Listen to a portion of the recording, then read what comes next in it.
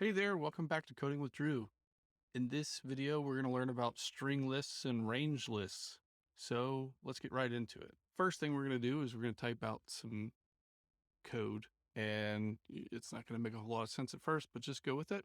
So echo curly brackets, and then we're going to say 1, B, 3, D, -5, any word, and then we're going to close it out with a curly bracket. One thing to note is I'm not using any spaces between these individual components. In fact, I'm just using a comma to separate them. And this will play in just a second. So if I echo this out, you can see that it actually output each one of those separated by a space. And that's because each one of those is part of a list of strings. And they're interpreted as a string because there is a string in it. Now, they're not interpreted as a number. Now, if I wanted to demonstrate the spacing, oh, a little too happy with the space there, give everything a little space and see what happens. Now, I actually have just echoed out exactly what was written and it didn't expand it. And this is because Bash does not like spaces in between its, and you'll come to recognize that a lot of different languages don't care about spaces. Bash is very space aware. So we don't want to use spaces in here. Okay, well, that's simple enough. Let's learn about ranges. So a range is really simple. Echo, curly brackets, 1, dot, dot, 10. And this is a range of 1 to 10. So let's echo that out. So it just output the numbers 1 through 10 for me. I can do the same thing with numbers 1 through 100 and it'll go crazy.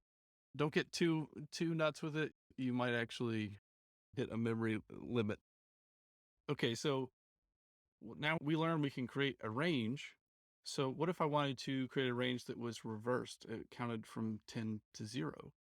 Let's do that now. Echo, curly bracket, 10, dot, dot, 0, and then end curly bracket. And we can see it counted backwards from 10 to 0.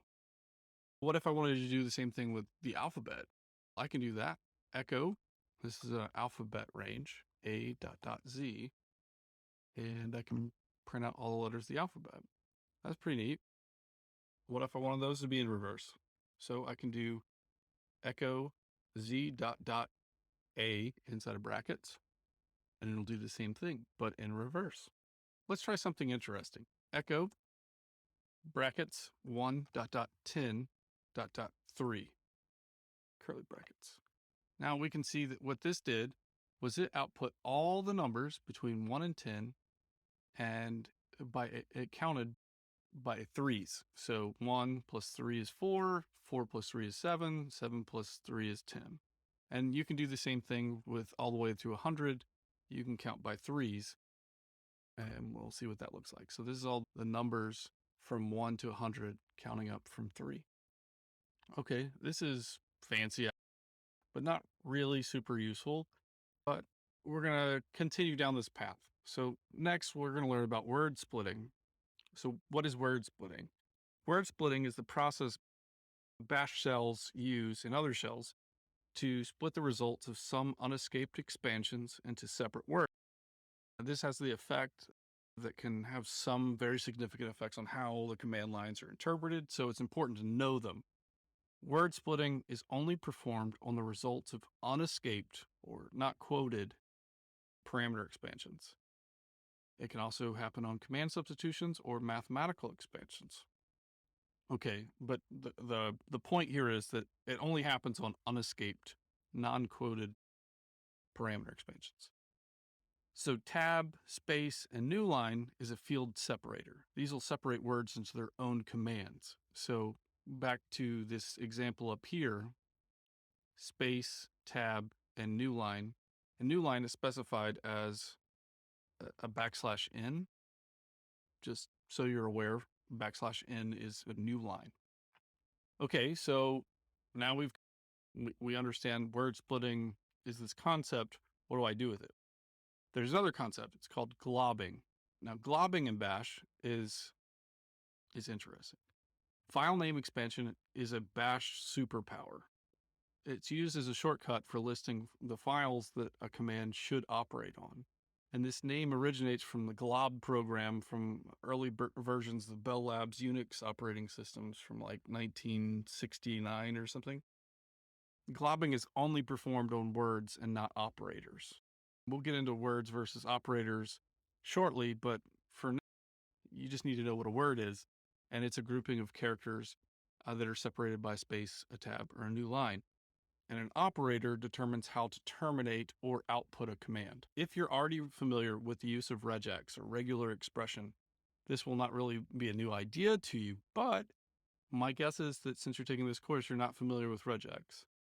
And so globbing patterns that are words that contain an unescaped special pattern, such as the star or the question mark or brackets, and these are patterns for regex, regular expression. And star is the most common one. It's a flexible pattern. It means everything, anything, or nothing at all.